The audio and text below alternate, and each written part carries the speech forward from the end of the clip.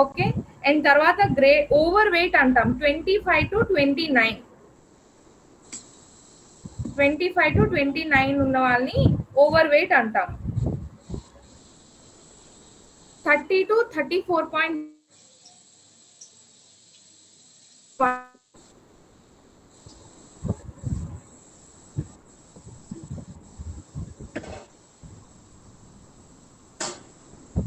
35 to 39.9 ఉన్నది obesity grade 2 అంటాం.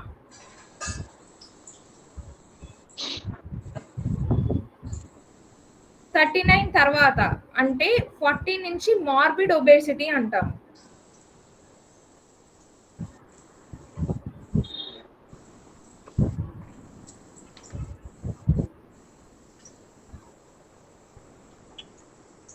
అర్థమైందా అండి? సో నార్మల్ వచ్చేసరికి 18.5 నుంచి 24.9, 25 నుంచి 25 నుంచి 29.9 వచ్చేసరికి ఓవర్ వెయిట్ అంటాము. 30 నుంచి 34.9 వచ్చేసరికి ఒబేసిటీ గ్రేడ్ 1. మళ్ళీ అక్కడి నుంచి 39 వచ్చేసరికి ఒబేసిటీ గ్రేడ్ 2. 40 నుంచి వచ్చేసరికి మార్బిడ్ ఒబేసిటీ అంటాం. సో మనము అన్నిటికీ ఒకేలా ట్రీట్ చేయలేము. ఓవర్ వెయిట్ ఉన్న వాళ్ళకి మనం మార్బిడ్ ఒబేసిటీ ఉన్న వాళ్ళకి మనము రెండు ఒకేలా ఇవ్వలేము. మనము యోగా అన్నది వాళ్ళ ఏజ్ బట్టి, వాళ్ళ కెపాసిటీ బట్టి, వాళ్ళ స్ట్రెంగ్త్ బట్టి మనం క్యాలిక్యులేట్ చేసుకుని మనం వాళ్ళకి యోగా అన్నది మనం సజెస్ట్ చేయాలి. ఓకే. సో మీరు ఓవర్ వెయిట్ ఉన్న వాళ్ళకి మీరు అంత ఎక్కువ సజెస్ట్ చేయాల్సిన అవసరం ఉండదు. జస్ట్ ఒక 12 రౌండ్స్ ఆఫ్ సూర్య నమస్కారాలు రోజు చేసుకుంటే సరిపోతుంది. అలాగే ఒబేసిటీ గ్రేడ్ 1 ఉన్నారనుకోండి, వాళ్ళకి మేబీ వాళ్ళ కెపాసిటీ బట్టి వాళ్ళు ఒక హెల్దీ పర్సన్స్ అనుకోండి, వాళ్ళకి వచ్చేసరికి మీరు 24 రౌండ్స్ ఇవ్వచ్చు. కానీ అది కూడా మీరు ఒకేసారి స్టార్ట్ చేయలేరు, అంటే ఒకేసారి ఇచ్చేయలేరు. ఇట్స్ లైక్ నెమ్మదిగా చూసుకొని స్టార్ట్ చేయాలి. ఎందుకంటే వాళ్ళ కెపాసిటీ పెరగాలి, వాళ్ళ స్ట్రెంగ్త్ పెరగాలి, వాటన్నిటి మీద క్యాలిక్యులేట్ అవుతుంది అనమాట. ఓకే.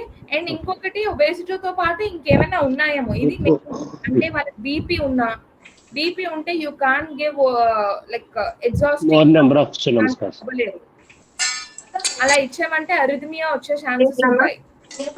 అరిథమియా అంటే హార్ట్ అంటే వాళ్ళకి ఆయాసం వచ్చేసి వాళ్ళకి హార్ట్ ఇష్యూస్ వచ్చే ఛాన్సెస్ ఉంటాయి.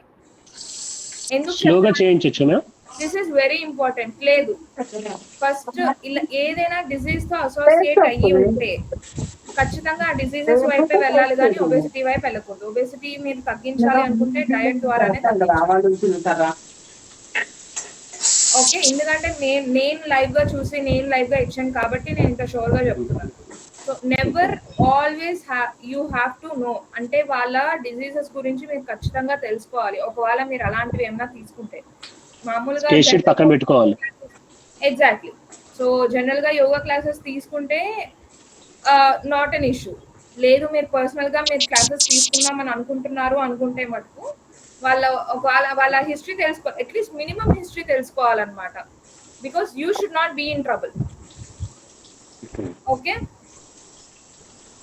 అండర్ వెయిట్ ఉంటే మ్యామ్ ఏంటండి అండర్ వెయిట్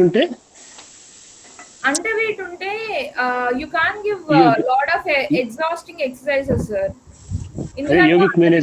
మెయిన్ థింగ్ వాళ్ళకి టైర్డ్నెస్ ఎక్కువ ఉంటుంది. అండర్ వెయిట్ ఇంకొకటి ఏంటంటే అది సెకండరీ కాజెస్ అన్నమాట. ఇప్పుడు అబౌవ్ 40 years వాళ్ళు అండర్ వెయిట్ ఉన్నారు అంటే they always have some underlying cause. So వాళ్ళు ఖచ్చితంగా వాళ్ళ డాక్టర్ని కన్సల్ట్ అవ్వాలి ఫస్ట్.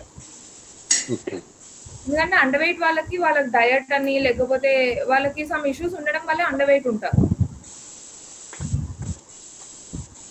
ఓకే. అండ్ నెక్స్ట్ ఇంకా డౌట్స్ ఉన్నాయా అండి?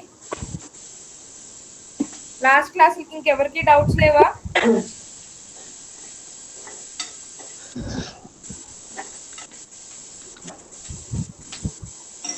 ఈరోజు చాలా తక్కువ మంది వచ్చారు. సాటర్డే అనా? నిన్న చెప్పాం మేడం ఆల్రెడీ. జనరల్గా సాటర్డే సండే క్లాస్ సెలవు, బట్ ఈరోజు మీ క్లాస్ ఉండదు మనం చెప్పాం. ఓకే. ఇంటిమేట్ చేసాం ఆల్రెడీ, మీ క్లాస్ ఇంటిమేట్ చేసాం నేను. ఓం నమః మేడం. ఓం నమః అండి. మేడం నాకు నేను ఓకే మేడం. ఏంటండి? అంటే మీకు నిన్న క్లాసుల్లో డౌటే మేడం. నిన్న క్లాస్ అవ్వలే, మొన్న ఇది క్లాసు. కారణం నేను అటెండ్ అవ్వలేదు. నేను క్లాస్ అనుకోకుండా మీ బాగా నేను క్లాస్కి అటెండ్ అవ్వలేదు. నిన్న నేను క్లాస్ తీసుకోలేదండి. తీసుకోలేదా? ఏదో ఎస్టర్డే క్లాస్ అన్నారనేసి డౌట్ వచ్చింది. మొన్నటి క్లాస్ ఉన్నాను. బిఫోర్ అటెండ్ అవ్వలేదు మేడం. సార్ జనరల్ గా అన్నాను అనుకోండి సార్. సో నేను ఇప్పుడు వేరే టాపిక్స్ మాక్సిమం ఈ రోజు నేను 3 టాపిక్స్ కవర్ చేయడానికి చూస్తాను. అండ్ ఇంకొకటి ఏంటంటే ఈ రోజు కొంచెం ఫాస్ట్ గా చెప్పుకొని వెళ్తాను. ఓకే, బికాస్ సిఏడి ఏంటి అంటే అన్ని ఒకేలా ఉంటాయన్నమాట. బట్ మేనేజ్మెంట్ అన్నిటికీ కూడా సేమ్. ఎందుకంటే సిఏడి కేసెస్ అంటే కార్డియోవాస్కులర్ వచ్చే కేసెస్ బేసిక్ గా వాళ్ళు యోగాలు అవి చేయడానికి వీలు లేదు. Because they are not allowed to do lot of yoga. And cardiovascular cases వచ్చే వాళ్ళు ఆల్మోస్ట్ ఎలా అంటే బెడ్ రిడన్ వాళ్ళ ఉంటారన్నమాట. So you can give any kind of yoga for it. So నేను డిజీజ్ కండిషన్ నేను షార్ట్ గా అన్ని చెప్పేసి అండ్ తర్వాత లాస్ట్ లో మేనేజ్మెంట్ కూడా చెప్తాను నేను. Okay, just give me a minute.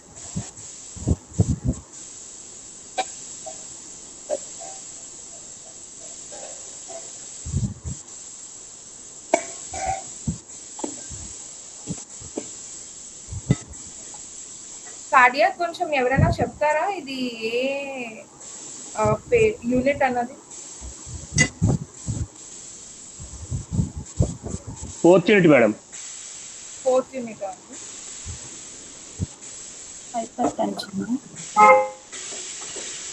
Hyper tension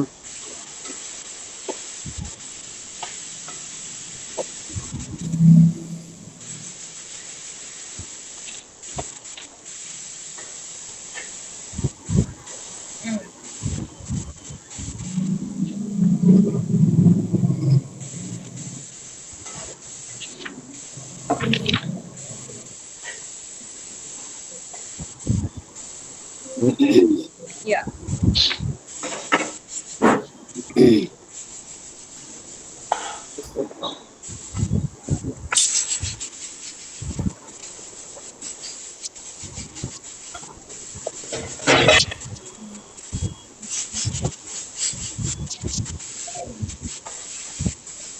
అందరూ మ్యూట్ లో పెట్టండి.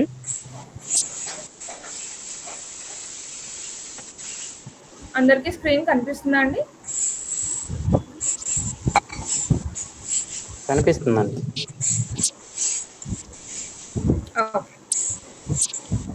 సో ఫస్ట్ వచ్చేసరికి హైపర్ టెన్షన్ గురించి చెప్తున్నాను. హైపర్ టెన్షన్ అంటే బీపీ అని అందరికీ తెలుసు. బట్ ఏంటంటే ఇప్పుడు హైపర్ టెన్షన్ అన్నది అంటే బీపీ అన్నది ఎలా వస్తుంది? సో ఎప్పుడైతే హార్ట్ మీద లోడ్ ఎక్కువ అవుతుందో అప్పుడు ఆర్టరీస్ మీద కూడా లోడ్ ఎక్కువ అవుతుంది అనమాట. ఓకే, సో ఆ ప్రెషర్ ఆర్టరీస్ మీద వచ్చే ప్రెషర్ని చూపించడానికి మనకి బీపీ మెషిన్ అన్నది వస్తుంది. ఓకే, సో దాంట్లోని వచ్చే ఎక్కువ ప్రెషర్ మనకు కనిపిస్తుంది అనమాట. హార్ట్ మీద ఎప్పుడైతే లోడ్ ఎక్కువ అవుతుందో బ్లడ్ ప్రెషర్ అన్నది పెరుగుతుంది అప్పుడు. ఓకే, పేరులోనే మనకు కనిపిస్తుంది బ్లడ్ ప్రెషర్ అన్నది అప్పుడు పెరుగుతుంది. ఓకే,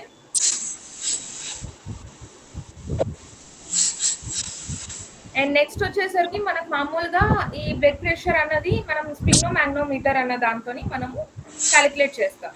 సో మీరు చూస్తూ ఉంటారు జనరల్ గా మనకి కఫ్ కట్టేసి దాంతో స్టెథోస్కోప్ పెట్టి అండ్ దెన్ చూస్తారు. ఓకే, సో అదేంటి అంటే మనం స్పిగ్నోమానోమీటర్ అని అంటాం. ఇప్పుడు జనరల్ గా ఈ టైంలో వచ్చేసరికి డిజిటల్ అన్నీ వచ్చేసాయి. ఇప్పుడు బేసిక్ గా డిజిటల్వి అంతలా నమ్మడానికి లేదు, ఎందుకంటే మర్క్యూరీ అనేది ఇట్స్ అ కాన్స్టెంట్ 1 అనమాట. బికాస్ మీరు వింటారు అది బేసిక్ గా మనం వింటాము ఆ బీపీ అన్నది. సో అందుకే దీన్ని కాన్స్టెంట్ అని చెప్పేసి అంటారు ఎప్పుడు కూడా. అండ్ ఇంకొకటి వచ్చేసరికి ఏంటంటే blood pressure values. So blood pressure normal ఏంటమ్మా 120/80 నార్మల్ గా ఉండాలి. అర్థం కాలేదు. బీపీ వాల్యూ నార్మల్ 120/80 అని చెప్తాను. 120/80. ఓకే, సో నార్మల్గా వచ్చేసరికి 120/80. అలాగని చెప్పేసి ఎప్పుడు కూడా 120/80 ఉండాలని రూల్ లేదు. So BP always varies. ఒక మనిషికి రోజులోని కనీసం 20-30 సార్లు బీపీ వేరీ అవుతూనే ఉంటుంది. అలాగని చెప్పేసి మీకు బీపీ ఉన్నదని కాదు. ఓకే, సో సపోజ్ ఇప్పుడు నేను 2 ఫ్లోర్లు ఎక్కేసి వచ్చాను అనుకోండి, ఆబ్వియస్లీ నా బీపీ పెరుగుతుంది. ఎందుకంటే నేను ఎక్కువగా వర్క్ చేశాను, ఇక్కడ ఎగ్జాస్ట్ అయ్యాను. సో ఆబ్వియస్లీ బీపీ అన్నది పెరుగుతుంది. నేను రోజంతా పడుకున్నాను అనుకోండి, పడుకొని లేచి వచ్చిన తర్వాత నా బీపీ చెక్ చేశారు అనుకోండి, నా బీపీ తక్కువ ఉంటుంది. ఎందుకంటే ఆ రోజు నేను ఎలాంటి వర్క్ లోడ్ అన్నది ఇవ్వలేదు నా బాడీ. వాట్ ఇట్ అర్థమైందా అందరికి? Yes, no? Yes. So next వచ్చేసరికి ఏంటి అంటే, ఎస్, గుడ్. బీపీ వచ్చేసరికి మామూలుగా 120/80 అని అంటాము. సో జనరల్ గా 120/80 అని అంటాం, కానీ అది ఏంటో మనకి తెలీదు. సో పైన 120 అంటాం, కింద 80 అని అంటాము. సో పైన ఏంటి అంటే 120 అన్నది అదొక peak pressure which is given by the artery. Okay, it's a peak pressure which is given by the artery. And 80 వచ్చేసరికి ఏంటంటే minimum pressure which is given by artery. అది ఒక మినిమం ప్రెషర్ అన్నది, అది స్టార్ట్ అవడంతో 80, ఎండ్ అవడంతో 120. Okay, so దీన్నే మనం సిస్టాలిక్ డయాస్టాలిక్ అంటాం. So systolic pressure, diastolic pressure అని అంటాం మనం జనరల్ గా. అర్థమైందా? బికాస్ ఇది వెరీ బేసిక్ అన్నమాట, అందుకని అడుగుతున్నాను. అర్థమైంది మేడం. నెక్స్ట్ వచ్చేసరికి hyper tension. So hyper tension అని ఎప్పుడు అంటాము అంటే, ఇప్పుడు జనరల్ గా ఇప్పుడు సపోజ్ ఎవరైనా వచ్చారనుకోండి, లేకపోతే నేనే ఉన్నాను అనుకోండి, నా బీపీ చెక్ చేస్తే నా బీపీ ఇప్పుడు ఒక 200/180 వేసుకోండి, లేకపోతే 200/100 వేసుకోండి. నాకు బీపీ ఉన్నట్టా మేడం ఎంత చెప్పండి మెజర్మెంట్? ఇన్స్టెంట్ లో చెప్పలేము. ఎగ్జాక్ట్లీ, ఇన్స్టెంట్ గా చెప్పలేము. ఒక బీపీ అన్నది ఎప్పుడు కూడా ఒక్కసారి చూసిన వెంటనే చెప్పకూడదు. సో జనరల్ గా ఇప్పుడు చేస్తుంది ఏంటంటే, ఇప్పుడు నార్మల్ గా మీరు ఎప్పుడైనా హాస్పిటల్కి వెళ్ళారనుకోండి, మీకు బీపీ ఒకవేళ 160/100 ఉంటే ఖచ్చితంగా మీకు బీపీ ఉందని చెప్తారు. So that is not how you calculate. So BP అన్నది ఏంటంటే 3 రెగ్యులర్ కాన్సిక్యూటివ్ డేస్ చెక్ చేయాలి. అది కూడా వచ్చిన వెంటనే చెక్ చేయడం కాదు. They have to be in a rest at least for 10 minutes. 3 times regular consecutive test తీసుకున్న తర్వాతే అప్పుడు బీపీ ఉన్నదా లేదా అన్నది మనం జడ్జ్ చేయగలం. ఓకే, సో ఇప్పుడు బీపీ అన్నది 120/80 అని అనుకున్నాం normal range. Okay, so there is nothing like low BP అన్నది ఎక్కడా లేదు. బీపీ దిగింది అంటే దిగింది, అంతేగాని అది లో బీపీ అన్నట్టు ఎక్కడా లేదు. సో హైపర్ టెన్షన్ అన్నది ఎక్కడా లేదు, హైపర్ టెన్షన్ అయితే ఉంది. ఓకే, సో ఇప్పుడు హైపర్ టెన్షన్ గురించి మనం మాట్లాడుకుంటున్నాం. బేసిక్ గా 120/80 అన్నది నార్మల్ అని చెప్పుకున్నాం. ఇప్పుడు 139/89 వచ్చేసరికి it is a pre hyper tension అంటాం. 139/89 దీన్ని ప్రీ హైపర్ టెన్షన్ అంటాం.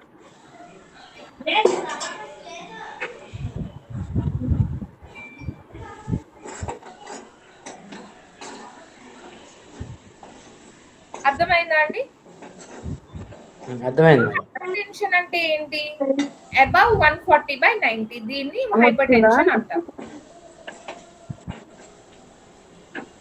అంటే సిస్టోలిక్ అబౌవ్ 140 ఉండాలి, డయాస్టోలిక్ అబౌవ్ 90 ఉండాలి.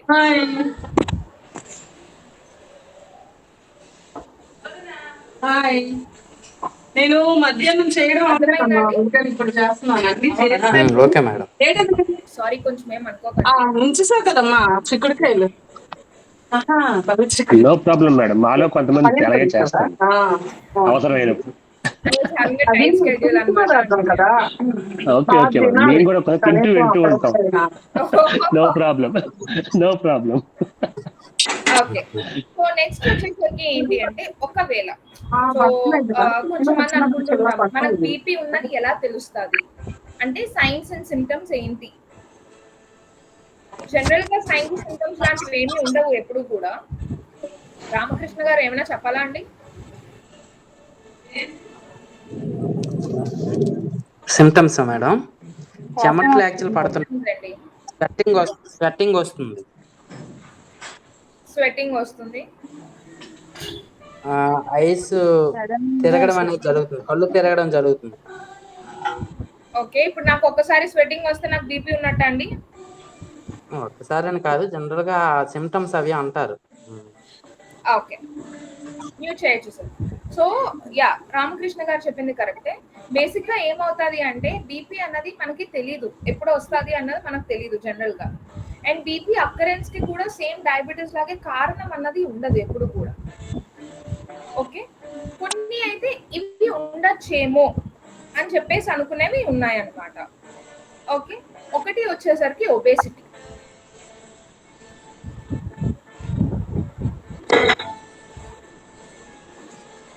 రెండోది వచ్చేసరికి పర్సిస్టెంట్ హెడేక్, అంటే ఫ్రీక్వెంట్ గా హెడేక్ రావడం.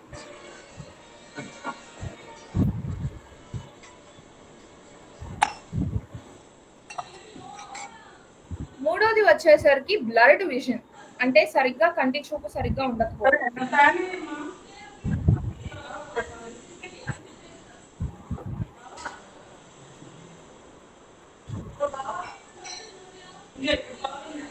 నోస్ బ్లీడింగ్ అని అన్నారు, బట్ బేసిక్ గా ఎలాంటి బీపీ కండిషన్స్ లోని కూడా బ్లీడింగ్ అన్నది ఎప్పుడు ఉండదు. అది ఎక్స్ట్రీమ్ కండిషన్స్, క్రానిక్ కండిషన్స్ అయితే అది అలాంటివి అవుతాయి అనమాట. But you can write it. And తర్వాత ఊపిరి అందకపోవడం, అంటే షార్ట్నెస్ ఆఫ్ ద బ్రెత్ అన్నది.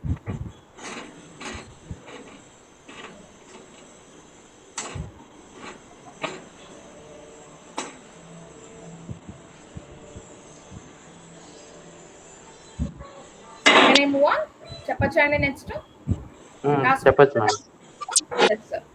సో జనరల్ గా కారణాలు వచ్చేసరికి ఇవి జనరల్ గా. But most of the cases కి ఏంటంటే అసలు కారణాలు లేకుండానే బీపీ అనేది వస్తుంది. ఈ మధ్య అయితే ఇంకా అసలు చెప్పవసరం లేదన్నమాట. ఓకే, సో ఇది ఒకటి. అండ్ తర్వాత నెక్స్ట్ వచ్చేసరికి ఏంటంటే కాంప్లికేషన్స్. ఒకవేళ బీపీ వస్తే మనం ట్రీట్ చేయకపోతే ఏమవుతుంది, కాంప్లికేషన్స్ ఏమవుతుంది అది. రీనల్ ఫెయిల్యూర్, ఫస్ట్ అటాక్ అయ్యేది కిడ్నీ అటాక్ అవుతుంది ఫస్ట్. హార్ట్ ఫెయిల్యూర్ అంటే స్ట్రోక్ కానీ హార్ట్ అటాక్స్ కానీ ఇలాంటివన్నీ వస్తాయి అన్నమాట. Ma'am, heart attack, cardiac arrest రెండు ఒకటే వేరే సార్ మ్యామ్? ఒకటే. కొంతమంది అరెస్ట్ అని మేము వింటున్నాం కొన్ని సందర్భాల్లోని, అందుకు రెండు ఒకటే.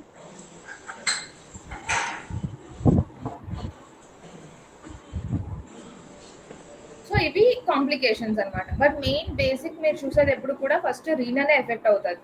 రీనల్ ఎఫెక్ట్ అయిన తర్వాత మనకు హార్ట్ ఎఫెక్ట్ కావడం కానీ మిగతావన్నీ జరుగుతాయి అన్నమాట. ఓకే, రీనల్ ఎందుకు ఎఫెక్ట్ అవుతుంది అంటే, సో బేసిక్ గా కిడ్నీలోని మనకి ఏంటంటే ఫిల్టరేషన్ కానీ ఎలాంటివైనా కూడా దాంట్లోనే కిడ్నీలోనే జరుగుతాయి మనకి. ఓకే, సో కిడ్నీలో ఎలాంటి తేడా వచ్చినా కూడా మనకు బీపీ తేడా వస్తుంది. కొన్ని టెస్ట్స్ ఉంటాయి, ఈ క్రియాటినిన్ అని, బ్లడ్ యూరియా అని, యూరిక్ యాసిడ్ అని. జనరల్ గా మీరు ఎప్పుడైనా టెస్ట్లో చూస్తూ ఉంటారు.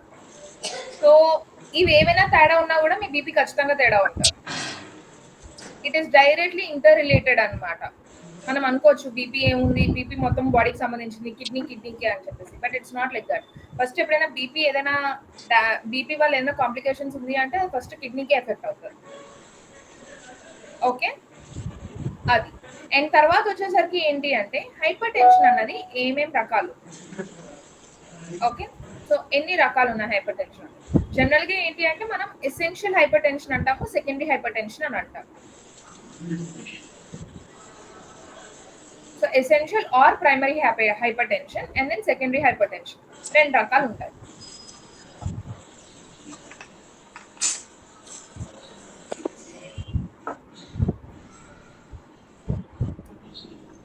Essential hypertension or primary hypertension ఏంటంటే వీటికి జనరల్ గా కాజ్ ఏమీ ఉండదు.